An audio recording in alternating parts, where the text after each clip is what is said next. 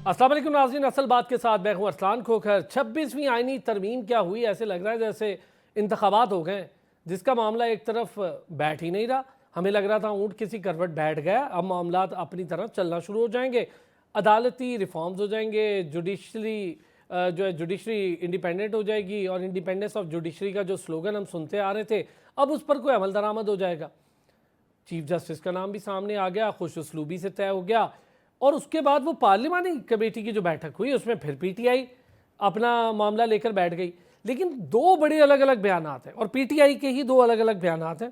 मैं ज़रा 26वीं आईनी तरमीम को चैलेंज करने का बयान सुनूं शोएब शाहीन का तो बड़ी हैरत होती है मुझे। दूसरी तरफ शौकत यूसुफजई और उमर अयूब साहब वो ये कह रहे हैं कि हमें तो जस्टिस याहिया के नाम पर कोई एतराज़ नहीं है। पीटीआई के लोग कह रहे हैं एतराज़ है, कोई कह रहा है एतराज़ नहीं है। शौकत यूसुफजई साहब ने तो यहाँ तक कह दिया कि आला क़यादत ने बड़े वाज़े अहकाम दिए थे कि जस्टिस याहिया की मुखालिफत नहीं करनी है। और मुझे तो समझ नहीं आई कि पार्लिमानी पार्टी की बैठक से क्यों दूर रही पीटीआई, इनको होना चाहिए था, ये क्यों नहीं हुए। तो क्या पीटीआई तो खुद धड़ेबंदी का शिकार है, हर कोई खुद से अपनी मर्ज़ी से पार्टी चलाना चाह रहा है। ज़ैन कुरैशी अलग अताब में है, शाह महमूद कुरैशी अलग अताब में है। समझ से बालातर है कि पीटीआई किस किस्म के एजेंडे पर गामजन है जो खुद समझ से बाहर है। सोशल मीडिया पर एक नया वावेला रोज़ाना की बुनियाद पर करने में पेश है। बहरहाल पीपल्स पार्टी और नून लीग मिल बैठे और ये मामला निबट गया। इससे आगे क्या होने जा रहा है, 26वीं आईनी तरमीम के बाद होने क्या जा रहा है। आईनी बेंच बन रहा है, आईनी बेंच के बाद पहला केस भी ट्रांसफ़र कर दिया सुप्रीम कोर्ट ने, लेकिन क्या 40% केसेस के ट्रांसफ़र के साथ ही जो पेंडिंग केसेस हैं वो लगना शुरू हो जाएंगे। सालों 20-20 15-15 साल पुराने केसेस जो पड़े हैं बेचारे, छोटे छोटे मामलात के, ज़मीन के झगड़ों के, घर के, जायदाद के, सिविल के मसाइल, फैमिली अफेयर्स हैं, बहुत सारे मामलात हैं, सब पेंडिंग हैं। हमें तो लग रहा था कि अब सहल आसान हो जाएगा इंसाफ का हुसूल, लेकिन 26वीं आईनी तरमीम ने कुछ और ही बहस शुरू कर दी। वकला अपनी डगर पे हैं, वकला तंजीमें कह रही हैं हम एहतजाज करने जा रहे हैं। और फिर गुज़िश्ता रोज़ हमने इसकी बड़ी कानूनी पहलुओं से जायज़ा लिया और अंदाज़ा हुआ कि मुख्तलिफ़ पहलुओं पर मुख्तलिफ़ ख्यालात रखते हैं लोग। अब्दुल्ला गुल साहब सरबरा तहरीक जवानाने पाकिस्तान हमारे साथ मौजूद हैं, उनके साथ साथ सीनियर सहाफ़ी तजियाकार डॉक्टर फ़ारूक आदिल साहब ने आज हमारे लिए वक्त निकाला। बहुत शुक्रिया सर आपका, दोनों हजरात का। अब्दुल्ला भाई, ये मुझे समझ नहीं आ रही, एक तरफ 26वीं आईनी तरमीम को चैलेंज करना है शोएब शाहीन साहब ने, और दूसरी तरफ वो कह रहे हैं कि जी जिस 26वीं आईनी तरमीम के नतीजे में पार्लिमानी बैठक बैठी, उस कमेटी ने जस्टिस याहिया का नाम दिया, वो जस्टिस याहिया के नाम पर उन्हें इत्तफाक है। अजीब सी बात है। बिस्मिल्लाहिर्रहमानिर्रहीम, बहुत शुक्रिया अरसलान साहब। नहीं, अजीब बात नहीं है, ये एक बड़ी ही मेरे ख्याल में अजीब व गरीब किस्म की सियासत का रंग है, जहां असूल नाम की कोई चीज रह नहीं गई। असल मसला यह है कि गुड कॉप और बैड कॉप का जो खेल है वो मुस्लिम लीग ने शुरू किया था, और उसके बाद फिर वो मुस्लिम लीग का जो खेल था वो बढ़ते बढ़ते दूसरी पार्टियों में भी जा पहुंचा, और अब मेरे ख्याल में पीटीआई जो है वो बाकायदा उसको फॉलो कर रही है। और एक तरफ वो चाहते हैं कि जस्टिस याहिया अफरीदी को नाराज भी ना किया जाए, और एक रास्ता जो है वो खुला रहे, क्योंकि तासुर ये था कि जस्टिस याहिया अफरीदी की मुखालफत की जा रही है। जाहिर है अभी पानी में रह के मगरमच्छ से बैर लेना तो आसान काम नहीं है, इसलिए जो हाँ सर, कभी पॉलिटिशियंस होते जस्टिस हैं फाइज वो ईसा, जब कभी काजी फाइज ईसा साहब पे बात शुरू कर देंगे, कभी किसी चीफ जस्टिस पे। सही बात है, कब तक, और फिर ये बयानिया कब तक बिकेगा? देखें, ये बयानिया फिलहाल तो बिक रहा है ना उनका, और अवाम जो है वो बेवकूफ से बेवकूफ बनती जा रही है, लेकिन ये ज्यादा देर नहीं चलेगा, क्योंकि ये भी आप याद रखें कि जिस तरीके से तहरीक इंसाफ को सपोर्ट मिली थी बिलखसूस पंजाब की तरफ से, अब जो हालिया जलसे हुए, जो जलूस हुए, उसके अंदर हमने देखा कि टर्न आउट जो था वो बहुत कम हुआ। मैं क्योंकि पिंडी का वासी हूँ, अभी जो हालिया जलसा हुआ और एहतजाज जो किया गया, उसमें आप यकीन माने कि पिंडी से तो ना होने के बराबर लोग जो थे वो वहां गए। इसी तरीके से इस्लामाबाद से भी लोग नहीं गए, तो लोग कहाँ से गए? ज्यादातर वो लोग थे जो खैबर पख्तूनख्वा से जो है वो जलसे में या रैली के अंदर शरीक थे। अब मसला यहाँ ये है कि ये दोनों पिच के दोनों तरफ खेलना चाहते हैं, या अफरीदी साहब को भी नाराज नहीं करना चाहते, और दूसरा अपना मतलब भी जो है वो, क्योंकि बहरहाल पीटीआई जो भी मुफ्ती साहब के और इस आईनी बेंच के ऊपर ही चलेगा, और जब बेंच के ऊपर अगर आप اس قسم کے رویے اختیار کیے تو ظاہر ہے ان کو معلوم ہے کہ معاملات ان کے لیے جو ہے وہ خیر اندیش نہیں ہوں گے. اس لیے یہ ایک بڑی ڈرٹی سیاست ہے جو کہ میرے خیال میں گڈ کاپ بیڈ کاپ والی سیاست ہے. لیکن آہستہ آہستہ لوگ ایکسپورٹ ہو گئے ہیں. سوشل میڈیا ہے, پرنٹ الیکٹرانک میڈیا ہے, آپ جیسے اینکرز ہیں جو سوالات تو اٹھاتے ہیں, ظاہر ہے اس کے نتیجے میں لوگوں کو سوچ بچار کرنے کا موقع ملتا ہے. لیکن ساتھ ہی ساتھ ایک بات دوسری بات یہ ہے کہ پی ٹی آئی کی جو لیڈرشپ ہے اس کے اندر کمیونیکیشن کا فقدان ہے, اور ساتھ ہی ساتھ ان کے اندر جو ہے وہ دھڑے بندیاں ہیں, جس کی وجہ سے ایک آدمی جو ہے وہ پالیسی میکر نہیں ہے. یعنی کہ ملٹیپل جو وہ, اگر آپ یہ کہیں کہ 2 ملاؤں میں تو مرغی حرام تھی, لیکن اگر آپ ملا جو ہے وہ انگنت کر لیں تو پھر آپ دیکھیں کہ مرغی کا کیا حال ہوتا ہے. بالکل ٹھیک ہو گیا. میں آپ کی بات عبداللہ بھائی اگر آپ کی بات سے اخذ کروں, میں یہ ڈاکٹر صاحب سے بھی پوچھوں گا کہ بیرسٹر گوہر کا رول بطور چیئرمین نظر نہیں آتا. جن کی پچ پر کھیل رہے ہیں حامد رضا صاحب, وہ اپنی پچ کے مالک دکھائی نہیں دے رہے. تو ڈاکٹر صاحب کیسے چل رہا ہے معاملہ؟ 26ویں آئینی ترمیم, پھر ہم دیکھ رہے ہیں ایک نیا ایشو. ہم تو سمجھ رہے تھے معاملہ کسی کروٹ بیٹھ جائے گا, نہ انتخابات بیٹھے کسی کروٹ, نہ یہ معاملہ بیٹھ رہا ہے. شکریہ ارسلان. دیکھیں بات یہ ہے کہ جس چیز کی طرف آپ نشاندہی کر رہے ہیں, یہ ایک اسٹریٹجی تھی بانی پی ٹی آئی عمران خان صاحب کی کہ اپنے جو ارد گرد لوگ ہیں ان کے اندر گروہ بندی رکھی جائے اور ان کو اختیار نہ دیا جائے. اب یہ ہے کہ اس کے نتیجے میں خود ان کی اپنی حوصلہ افزائی سے بہت سارے انٹرسٹ گروپ بن چکے ہیں, اور یہ انٹرسٹ گروپ ظاہر ہے کہ ایک دوسرے کو برداشت نہیں کرتے ہیں. ان کی اپنی حوصلہ افزائی سے, ان کی اپنی حوصلہ افزائی سے, اس لیے کہ وہ یہ چاہتے یہ تھے کہ کسی دوسرے کے ہاتھ میں کوئی اختیار نہ جائے. جیسے ابھی آپ بیرسٹر گوہر کا ذکر کر رہے تھے, بیرسٹر گوہر چیئرمین ضرور ہیں لیکن آپ کو وہ بے بس دکھائی نہیں دیتے. دوسرا سبب کیا ہے؟ دیکھیے پارٹی کے اندر بھی سینئر ایلیمنٹ موجود ہے جو یہ سمجھتا ہے کہ یہ جو گرد ہے بالآخر اس کو بیٹھنی چاہیے اور ہمیں اپنا سیاسی اور پارلیمانی کردار ادا کرنا چاہیے. لیکن جیسے سلمان اکرم راجہ ہیں جو اس طرح کے جو ابھی جو اسلام آباد کے وکیل ہیں جس کا آپ نام دے رہے تھے, اسلام آباد ہائی کورٹ صدر بھی شعیب شاہین صاحب, اب یہ دیکھیں کہ یہ ان کا راستہ روک دیتے ہیں اور انہیں کام نہیں کرنے دیتے, اور ان کا یعنی لہجہ بڑا تکلیف دہ ہوتا ہے شعیب شاہین کا تو خاص طور پر. اور اب سلمان اکرم راجہ بہت سمجھدار آدمی ہیں, پڑھے لکھے آدمی ہیں, لیکن آپ کو وہ مراد سعید کی طرح دکھائی دے رہے ہیں نا. تو یہ سارا ویسے تو اس جماعت کی نظر جس پہ بھی پڑ جائے اس کا مزاج ایسا ہی ہو جاتا ہے, لیکن صورتحال یہی ہے.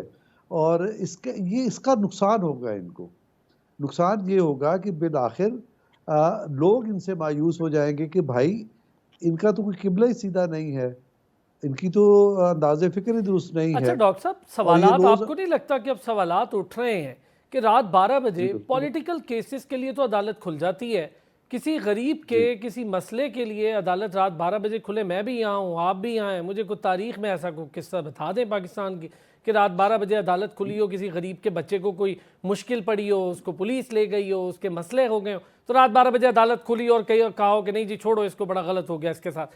نہیں ہوتا نا. تو آئینی بینچ کا تو مطلب یہ ہے کہ ذرا پولیٹیکل کیسز کہیں اور جائیں گے تو پھر باقی کیسز ذرا آگے آ جائیں گے. کبھی بھی نہیں. اور یہ جو آئینی ترمیم ہوئی ہے اس کا بنیاد بھی یہی ہے. لیکن جب آپ کہہ رہے ہیں نا کہ جب ہو گئی تو ہم یہ سمجھے تھے کہ چیزیں سیٹل ڈاؤن ہو جائیں گی, تو اس کی 2 اب چیزوں کو ضرور پیش نظر رکھنا چاہیے. ایک وہ جو لوگ گرد اڑا رہے ہیں, جو اس پہ تنازع پیدا کر رہے ہیں, ظاہر ہے کہ جب تنازع پیدا کیا جائے گا تو چیزیں مشکل ہو جائیں گی. اور دوسرا اس کا پہلو یہ ہے کہ ابھی انتظامی معاملات کو سیٹل ڈاؤن ہونے میں, چیزیں آگے بڑھنے میں, ابھی تو صرف چیف جسٹس کا مسئلہ حل ہوا ہے نا, ابھی تو آئینی بینچ بننا ہے, اس کی فارمیشن ہونی ہے, اس کا جو بھی سسٹم بنے گا اس کے تحت وہ ہونا ہے, وہ آگے بڑھے گا تو دیکھتے ہیں کیا ہوتا ہے. ٹھیک, ایک چھوٹا سا بریک لینا ہے ڈاکٹر صاحب, بریک سے واپس آتا ہوں. پہلے تو مولانا صاحب کے فیس کو آگے کر کے ترمیم ہو گئی, بات ہو گئی, اور ہمیں تو دکھ بھی رہا تھا, میں تو بہت عرصے سے یہ بات کہہ رہا ہوں کہ اگر آپ نے مخالفت کرنی ہے تو آپ مخالفت کریں, لیکن مولانا صاحب کی کورٹ میں بال ڈال دی گئی کہ جی مولانا صاحب ہماری طرف سے معاملات طے کر رہے ہیں, اور جا کے مولانا صاحب سے میٹنگز بھی ہوئی. بھائی میٹنگز ہو گئیں, پھر مولانا صاحب پر اب الزامات کی بارش بھی ہونا شروع ہو گئی ہے, کیونکہ مولانا صاحب نے مبارکبادیں دے دی کہ بھائی ٹھیک ہو گیا, آئینی ترمیم ہو گئی, سب کو بہت مبارک ہو. پھر بلاول بھٹو صاحب سے ایک سوال ہوا, اس سوال پر انہوں نے بڑے معصومانہ طریقے سے کہا کہ مجھے تو پتہ ہی نہیں ہے کہ منصور علی شاہ صاحب نے چیف جسٹس نہیں بنیں گے. انہوں نے کہا مجھے اس کے بارے میں کوئی علم نہیں ہے. ذرا آتے ہیں بریک سے, اس پر بھی بات کریں. ویلکم بیک جی. عبداللہ گل صاحب, سر 3-4 چیزیں سمجھ نہیں آ رہی. وکلا تنظیم اور ان کے رہنماؤں نے جسٹس یحییٰ آفریدی کو بطور چیف جسٹس تقرری پر خیر مقدم بھی کہہ دیا ہے. پھر سپریم کورٹ کے ججز کے طریقہ کار پر بھی انہیں اعتراض ہے کہ چیف جسٹس کو کس طرح سے لایا جا رہا ہے. انہوں نے کہا جی یہ تو سینیورٹی بیس کا معاملہ تھا, حالانکہ اس سے پہلے بھی یہ ہوتا رہا ہے کہ نام جاتے تھے پھر چیف جسٹس بنتے تھے. یہ تو بعد میں ہوا کہ سینیورٹی بیس والا معاملہ ہو گیا, واپس وہیں ریورسل ہو گیا یہ معاملہ. اب جب یہ احتجاج ہو رہے ہیں وکلا تنظیموں کے اس پیرائے کو لے کر, کیا 26ویں آئینی ترمیم کو چیلنج کیا جائے گا اور چیلنج کیا جا سکتا ہے؟ دیکھیں, میں یہی گزارش کر رہا ہوں کہ جو معاملات تھے 26ویں آئینی ترمیم کے بعد, وہ تو اب معاملات الجھنے کے بجائے سلجھنے چاہیے تھے, یہ تو الجھتے جا رہے ہیں. اس سے واضح نظر ہے کہ اس کے اندر کہیں شکم جو بحال جہاں تک تعلق ہے وکلا تنظیموں کا. دیکھیں, وکلا تنظیموں نے جب احتجاج کیا تھا افتخار چودھری صاحب کے زمانے میں, تو ایک منظم طریقے سے کیا تھا اور اس کو انہوں نے صرف اپنی ڈومین میں رکھا تھا. یعنی کہ وہ وکلا برادری جو تھی اس کے ساتھ سپورٹ میں تو لوگ آتے تھے, لیکن it was not led by a political party. جبکہ یہاں جو احتجاج ہے وہ ایک پولیٹیکل پارٹی لیڈ کر رہی ہے اور وکلا جو ہے وہ سپورٹنگ رول میں ہے. ہمیں معلوم ہے کہ آج سے چند ماہ پہلے وکلا تنظیموں کے اندر بہت بار رومز میں جایا جا رہا تھا, اور جب تک بانی چیئرمین جو تھے پی ٹی آئی کے وہ جاتے تھے تو وکلا ان کی طرف دیکھتے تھے. لیکن اب جب یہ معاملات ہو گئے, ظاہر ہے حکومت جو ہوتی ہے اس کے پاس بڑے اختیارات ہوتے ہیں, ایڈمنسٹریٹو پاورز ہوتی ہیں, اور پھر ظاہر ہے جو پولیٹیکل ایک سسٹم ہے وہ بھی چل رہا ہوتا ہے. اور جس طریقے سے ہم نے دیکھا کہ جو دیگر پارٹیاں جو اس ٹائم پہ حکومت میں بیٹھی ہیں ان کے اندر اتحاد زیادہ پایا جاتا ہے, جبکہ پی ٹی آئی کے اندر اتحاد کا شدت سے فقدان ہے, جس کی وجہ سے جو ہے یہ احتجاج جو بھی ہو رہا ہے یا ہوگا یہ ریورس تو شاید نہ کر پائے, لیکن چیلنج کرنے میں میرے خیال میں چیلنج کر کے دیکھ لیں.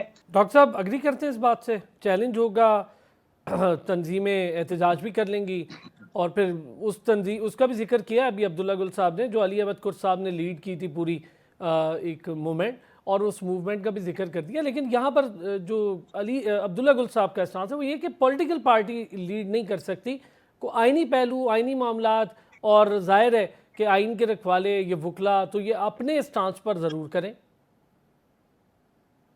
دیکھیں, یہ جو عدلیہ کی تحریک ہے نا, یہ بھی ہماری تاریخ کا ایک بڑا غیر معمولی واقعہ ہے, اور لیکن اس کے جو اثرات سامنے آئے اس کے اثرات بڑے بھیانک تھے. اس کے نتیجے میں 2 چیزیں آؤٹ آف کنٹرول ہو گئیں, ایک وکلا اور دوسرے ججز. ہوا یہ, اس کے نتیجے میں ریاست جو ہے نا وہ یرغمال بن گئی.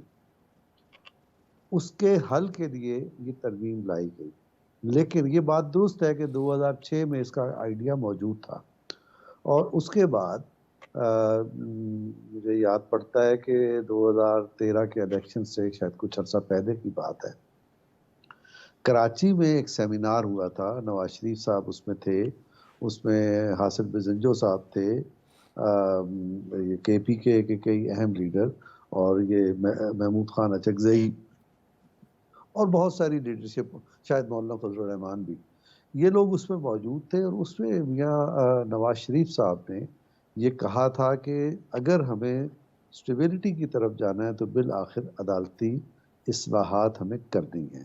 اور عدالتی اصلاحات کیا کرنی ہے, اس کا بنیادی کانسیپٹ یہ تھا کہ آئینی عدالت الگ ہو, کیونکہ یہ جو عدالتیں ہیں ان کی وجہ سے اور ان کے طرز عمل کی وجہ سے ریاست ہمیشہ پھنس جاتی ہے. لہٰذا ابھی ذکر ہو رہا تھا, آپ نے شاید کہا کہ اجلت میں نہیں کیا گیا, بہت سوچے سمجھے طریقے سے یہ کام ہوا ہے. اس کا تعلق کسی فرد کی ریٹائرمنٹ یا کسی کے آنے سے نہیں تھا. ٹائمنگ یقیناً وہ تھی. اس کا سبب کیا تھا؟ سبب یہ تھا کہ اگر نہ ہوتے موجودہ چیف اصل میں جسٹس تاثر قاضی یہ فائز گیا نا عیسیٰ. ڈاکٹر صاحب، تاثر یہ گیا کہ جی جی شاید سینئر جج جی آ جائیں گے، اور شاید منصور علی شاہ صاحب جن کا جی ذکر ہو رہا جی تھا، تو ان کی وجہ سے جی جسٹس گیا، تاثر یہ چلا گیا. میں گزارش یہ کر رہا ہوں کہ تاثر یہی ہے کہ اگر قاضی فائز عیسیٰ نہ ہوتے تو آپ کو ایک دفعہ پارلیمنٹ پھر مفلوج ہو جاتی اور شکنجے میں چلی جاتی. اور جیسے یعنی 19ویں ترمیم آئی ہے، بالکل اسی طرح سے آپ سچویشن میں پھنس جاتے اور آپ کو سمجھ نہیں نہ آتا کیا ہوا. لہٰذا قاضی فائز عیسیٰ کے جانے سے پہلے اس کو یقینی بنایا گیا، تو اس کا سبب یہ تھا. اب آپ یہ دیکھ لیں کہ چاہے عمر عطا بندیال صاحب ہوں یا جسٹس منصور علی شاہ صاحب ہوں، ان کے فیصلے بہرحال ری رائٹنگ آف دی کانسٹیٹیوشن ہے، ان کی وجہ سے مسائل پیدا ہوئے ہیں. تو اب ان مسائل سے اگر آپ کو نکلنا ہے اور ریاست کو کامیاب بنانا ہے تو بہرحال آپ کو اس سے آگے جانا ہوگا. ٹھیک ہے، مجھے ایک چھوٹا سا ایک بریک بات لینا ہے جو سر، میں واپس آتا ہوں نا. آپ جن مسائل کا ذکر آپ بھی کر رہے ہیں، عبداللہ گل صاحب بھی کر رہے ہیں، ایک خط بھی سامنے آیا ہے. سپریم کورٹ کے سینئر جج ہیں منصور علی شاہ صاحب، انہوں نے چیف جسٹس کو خط لکھا ہے. اس خط میں انہوں نے ایک بار پھر سے مخصوص بینچ میں بیٹھنے سے معذرت کی ہے، اور اب وہ عمرے کی ادائیگی کے لیے بھی چلیں گے. اس خط کے ذرا کچھ پہلو ہیں، اس پر ضرور بات کروں گا. ایک break. Welcome back. Abdullah Gul sahib, یقینی طور پر آپ کی نظر سے بھی خد و خال گزرے ہوں گے. انہوں نے بڑا واضح یہ کہا قاضی فائز عیسیٰ صاحب کو کہ پریکٹس اینڈ پروسیجر کمیٹی کے حوالے سے انہوں نے لکھا کہ اس کے بعد انہوں نے کہا جی میں مخصوص بینچ میں بیٹھنے سے معذرت کر رہا ہوں. پہلے بھی لکھا تھا ترمیمی آرڈیننس پر فل کورٹ بیٹھنے تک خصوصی بینچ کا حصہ نہیں بنوں گا. اب یہ جسٹس جب کسی بینچ کا حصہ بننے سے معذرت کر رہے ہیں، اور پھر بلاول بھٹو سے وہ سوال بھی ہوا تو انہوں نے کہا مجھے تو پتہ ہی نہیں ہے کہ انہوں نے آگے بڑھنا تھا یا نہیں تھا. یہ کیسے ہو سکتا ہے کہ بلاول بھٹو کو بھی نہ پتا ہو کہ انہوں نے چیف جسٹس کے لیے جانا تھا؟ سینئر جج ہیں اور سینئر موسٹ والا معاملہ تو پریکٹس ہو رہا تھا بڑے لمبے عرصے سے. دیکھیے وہ یہی ہے نا، آپ ظاہر ہے بلاول صاحب نے یہ جو بات کہی ہے پتہ تو ان کو بالکل تھا، لیکن وہ میڈیا کے سامنے انہوں نے اس بات سے جو ہے وہ کنارہ کیا. اس کی وجوہات وہی جانتے ہوں گے، کیونکہ یہ بل لانے میں انہوں نے کہا کہ یہ ہماری مجبوری بھی ہے، ضروری بھی ہے. تو یہ دونوں باتیں انہوں نے کہیں، اس کے اوپر بھی بڑی لیدے ہوئی ان سے.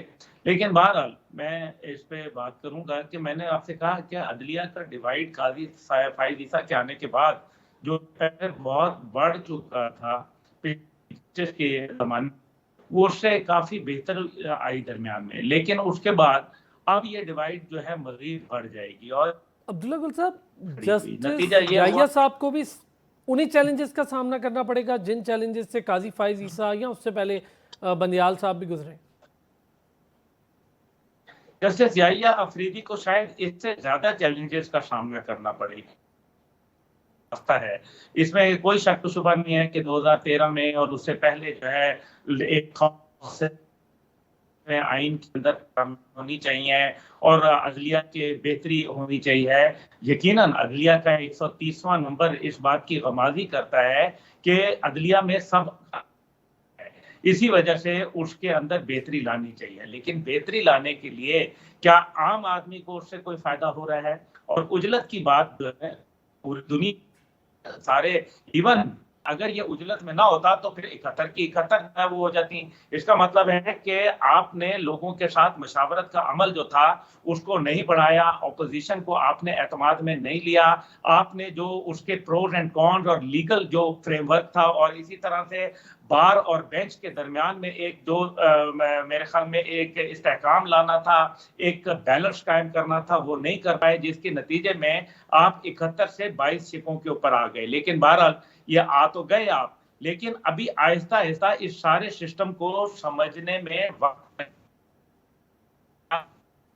ٹھیک ہے، یعنی اس سسٹم کو بھی سمجھنے میں وقت لگے گا. اور ظاہر ہے کہ جی آخری بات جو اسلام صاحب بڑی امپورٹنٹ ہے، جب آپ تمام جو راستے ہیں ان کو بلاک کر دیتے ہیں تو پورا کا پورا جو سسٹم ہوتا ہے، دیوار ہوتی ہے، یہ بات نظر رکھنا ہے.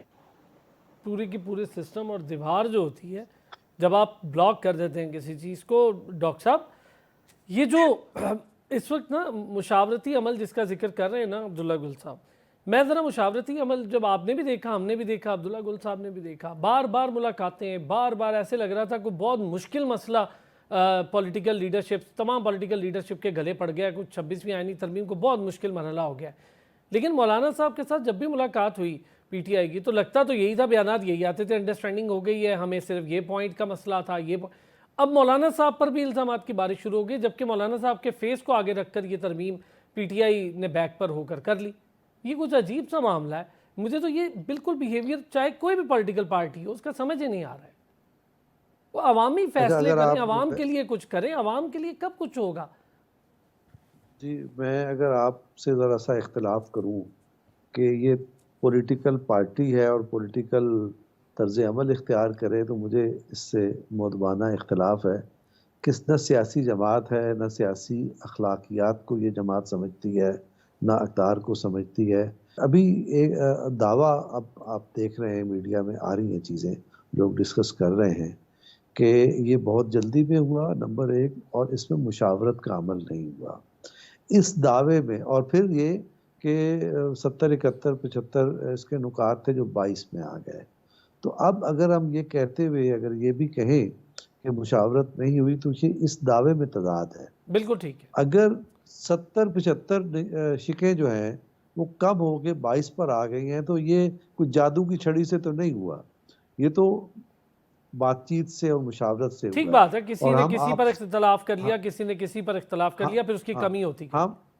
ہم آپ سب جانتے ہیں کہ یہ مشاورت مولانا فضل الرحمان کے گھر ہو رہی تھی اور اس میں پی ٹی آئی بھی شریک تھی جو اپوزیشن ہے، مولانا فضل الرحمان بھی اپوزیشن میں ہے، اور بھی جو لوگ ہیں اپوزیشن کے وہ لوگ بھی اس میں شریک تھے. اور آپ کو یاد ہوگا جس دن اناؤنس کیا ہے پی ٹی آئی نے مولانا فضل الرحمان کے ساتھ بیرسٹر گوہر صاحب نے کہ ہم اس میں ووٹ کرنے نہیں جا رہے، تو اس سے پہلے انہوں نے یہ بھی اعلان کیا تھا کہ اب جو ترمیم منظور ہونے جا رہی ہے ہمیں اس سے کوئی اختلاف نہیں ہے، اصولی طور پر اس کی ساری تفصیلات درست ہیں اور ایسے ہی ہونا چاہیے، یہ بات کہی تھی.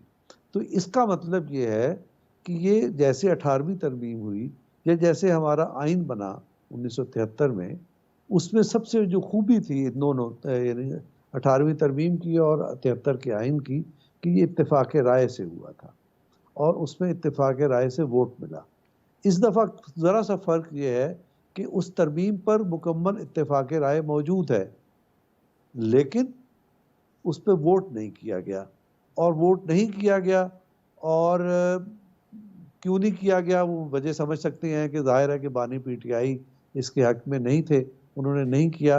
اور اب بانی پی ٹی آئی کی ہدایت پر ان تمام لوگوں کی ٹرول کیا جا رہا ہے، ان تمام لوگوں کی کردار کشی کی جا رہی ہے جنہوں نے آپ کو آئسولیٹ ہونے سے بچایا، جنہوں نے آپ کو سیاسی دھارے کے اندر رکھا. ورنہ تو پی ٹی آئی کا طرز عمل تو آئسولیشن کا تھا، عدم اعتماد کے بعد بھی استعفیٰ دے کے آئسولیشن میں چلے گئے اور ابھی بھی اس سارے عمل سے لا تعلقی اختیار کر کے آئسولیشن میں تھے. یہ تو مولانا کا احسان ہے یا بالواسطہ طور پر گورنمنٹ کا پی ٹی آئی پر احسان ہے کہ انہوں نے اس کو بہرحال لوپ پہ رکھا اور پوری ڈیلیبریشنز میں اس کو شامل رکھا اور اس کی مرضی کے تحت یہ کیا گیا. اور یہ بھی اب ہمیں معلوم ہے کہ اس میں جو ترامیم ہیں یعنی جو ترامیم ہوئی اصل مسودے میں سب سے کم ترامیم پاکستان مسلم لیگ کی ہیں، اس سے ذرا سا زیادہ P T I Pakistan Peoples Party کی ہیں، اور سب سے زیادہ جو ہیں وہ ہیں آپ کا اللہ بھلا کرے جمعیت علماء اسلام کی بذریعہ پی ٹی آئی. تو یہ ڈیلیبریشنز اس میں موجود ہیں، یہ سب چیزیں ہیں. ہاں اس میں پرابلم رہے گی لیکن بالآخر ہوگا یہ کہ نہ تو کوئی آپ بہت زیادہ گڑبڑ کر سکیں گے اور نہ کوئی تحریک اٹھے گی. میں یہ سمجھتا ہوں کہ اب یہ چیزیں سموتھ ہو جائیں گی. اوکے، آپ کی نظر میں اس کے سوا کوئی راستہ نہیں. بہت شکریہ. ڈاکٹر فاروق عادل صاحب ہمارے ساتھ موجود تھے، ساتھ ہی ساتھ عبداللہ گل صاحب نے ہمیں جوائن کیا. دونوں حضرات کا بہت شکریہ. ناظرین، چونکہ آج پولیو کا بھی عالمی دن منایا جا رہا ہے اور پولیو کے خاتمے کے لیے پاکستان جنگی بنیادوں پر کام کر رہا ہے. ہماری بھی اپنے دیکھنے والوں سے گزارش ہے کہ پولیو ایک خطرناک اور ایک بہت ہی خطرناک قسم کا مرض ہے. اس کو اپنے بچوں کو اس سے دور رکھیں، پولیو کے قطرے پلوائیں، پولیو ٹیمز کے ساتھ آپ تعاون کریں تاکہ اس کے خاتمے کے لیے پاکستان جس جنگی بنیاد پر کام کر رہا ہے تیزی سے پاکستان میں ایک بھی پولیو کا کیس نہ بچے. یہی پولیو ڈے کا مقصد بھی ہے اور یہی آج کا پیغام بھی ہے. اپنا خیال رکھیے گا, پھر ہوتی ہے آپ سے ملاقات.